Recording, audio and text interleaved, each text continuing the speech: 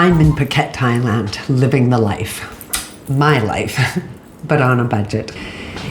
It's been about a year since I sold everything, and the three most common statements have to be, 1, boy are you lucky. 2, I wish I could do that. And 3, I wouldn't even know where to start. Today I'm going to give you a starting point on the road to selling everything and hitting into nomad life, if that's what you'd like to do. Or maybe you just want to do something completely different. So what I did about a year ago is I created a very simple spreadsheet so I could track my spending every day. I think you'll be amazed to find out in about a week just where your spending or your overspending seems to be going. It's quite interesting how many times you'll tell yourself, I just need to get a little bit extra, say when you're grocery shopping, because someone might be coming over.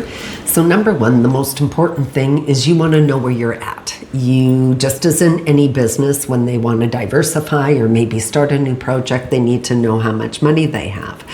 So this is something that you need to also find out. Uncertainty is the basis of all fear. If we don't know where we're at, we're never going to make any changes. And sometimes just finding out where we're at is just too much to handle, even in itself. I find that maybe when I was younger, I could lie to myself and skirt around these issues of spending, tell myself why I'm spending because of the children or because of a job or because of the car I want to have. As I get older, I can't skirt around these issues as much. And for me to have a blind eye or close my eyes as to where my money's really going, I'm not taking care of me. I'm not taking care of myself at all, leaving that responsibility to somebody else, like who? Most likely my children. Not fair to them. Definitely not fair to them, and not fair to me. I should like myself more. I should tend to myself better, and, anyway, off on a tangent. So uncertainty is the basis of all fear. It will keep us stuck, not knowing where we're at, and therefore I can't make any changes because I keep retelling myself the same story, or I keep with the same actions, the same habits, and therefore I'm going to spend the same or do things exactly the same. So in my situation, it was my health that got in the way. I had to then look at my life and see what it would look like in the future. I'm not going to be able to go back to work the way I understand it in the past. So I kind of jumped down this rabbit hole of life and what life could possibly look like in the future. To get to that point, I had to ask myself a couple of questions. First was, what did I want my life to look like? Second was, what kind of situation was I in now? And third was, what can I change? So I couldn't do any of that, or I couldn't answer any of those questions, as I said, without knowing where I was. I constructed a simple spreadsheet. This one that's on the screen has different currencies on it because, as I said, I've been doing this a year, so I add currencies as I go. But otherwise, when I started this, it was just Teresa in Canada, and how was I spending my money? I came to a total. I knew that my rent at that time was $1,160, all included. My utilities and all that were in there. I had a car that I was paying $580 a month for. I had a $100 internet bill. My phone was $90 a month. My food on average was about $400. Supplies, meaning office supplies or anything I might need for the house kind of stuff, $200. I had a medical budget of $50 a month, which I definitely went over that because I am a cannabis user. Fun of $200, taking my grandson, going different places that I wanted to go to, and gas for my vehicle. Didn't have any insurance payments because that was covered through my past employer. So on average, I was living to the tune of $2,900 a month. So then I started to take a look at costs of places around the world. I started off with currencies and where my Canadian dollar had a little bit of strength or a little bit of leverage, and I listed those countries out.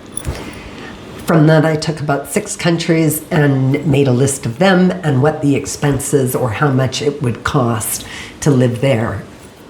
Under those headings of accommodation, food, and I guess getting around. Those are the 3 major numbers that I was looking at first and foremost. So once I did that, then I kind of had a baseline of what it might possibly cost me in the future.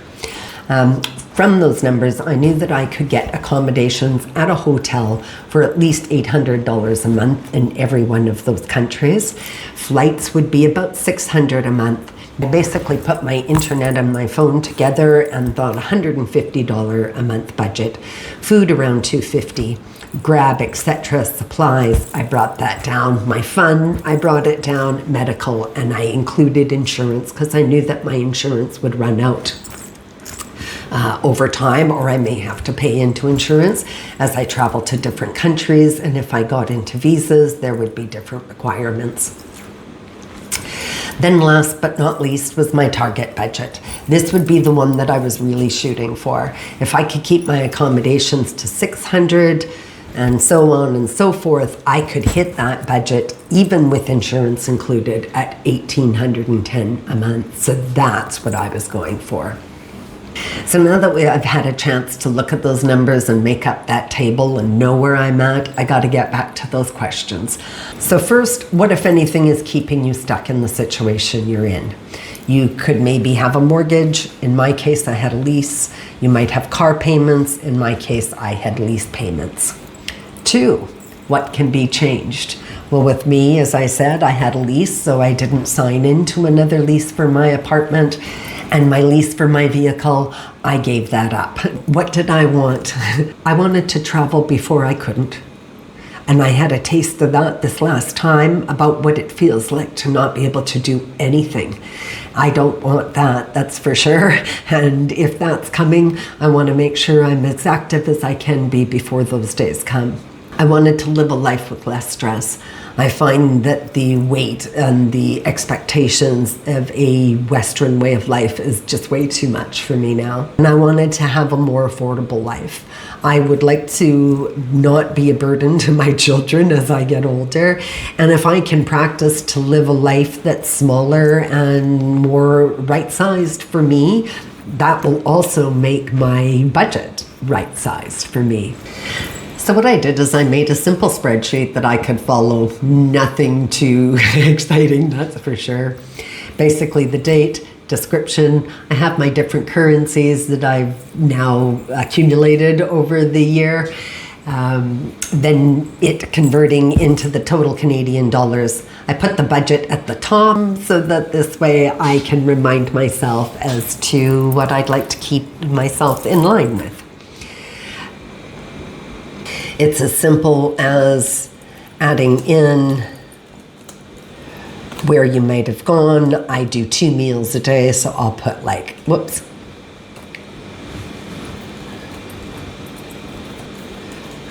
meal 1 is what I call it because I do 2 meals a day. Yesterday, my meal 1 was 95 baht, which comes to 418 Canadian, and then that is a meal, so 4.18 Canadian. So what I do is I just keep all my receipts. You might want to also look into your bank account if you're used to tapping all the time. Another good thing about keeping yourself to budget is actually pulling out the money that you want to stay within for that week. So if your budget for food is $150, at the beginning of the week, you might want to pull out $150. Being in other countries in the world, it's a little bit costly to be tapping all the time. Plus with currency exchanges, if you're sitting tapping and unaware, those costs can really start to add up. So I try to live with physical dollars as well as in other countries. They would prefer you using their currency rather than our currency. So yeah, I tend to do that. Let's change this. So I usually try to write in whether it's meal 1 or 2. This is cheap 24, it's called here. And I spent, I can't even see it, Teresa, bad eyes. And I spent 89 baht. And there I bought cat food, actually. So I guess I'll call it supplies. I bought cat food. I'm taking care of a cat here. So Jesus, Murphy, what did I say? 89 baht. Oh yeah, supplies, because I bought cat food and shampoo. So 89. Whoops. So that was 3.92 for a bag of cat food and some shampoo. So there you can see how I keep things going accordingly. So I came back to Karun Beach to begin this journey because I had been here before and I really wanted to practice putting this budget into place. Last year there were times where, you pick the wrong hotel or you pay a little extra for a taxi rather than a tuk-tuk. So I wanted to take the experience and just kind of dive right in. So a little bit of a tip here. I picked a budget hotel that was part of a resort group and the accommodations were wonderful. The food was also wonderful. This is where your budget can go all sorts of wrong. If you stay on street food or the local food, you're going to find that your budget is going to go a lot farther. The beach is beautiful on Karun and the market is small, but there again, you can stay very affordable in getting maybe some supplies that you might need or dinner for the evening. And then I also want to give a shout out to Weed Games, Hugo especially. They have a great variety and probably the best prices in the area. All right, so now that you have a simple process, you know what's next. It's your turn. It's time to start. Whether you want to use a simple spreadsheet like mine or maybe an app that you have on your phone or a pen and paper, you want to start writing down today where it is you're at and how much it is you're spending. You don't have to start at the first of the month and go to the end of the month. I certainly didn't. I started the day I was ready to start and then just kept that, total for 30 days. Next week, I'm going to be in Old Town Phuket and we'll see how that budget is going. Until then, remember to be kind to yourself. Thank you so much for watching. Bye for now.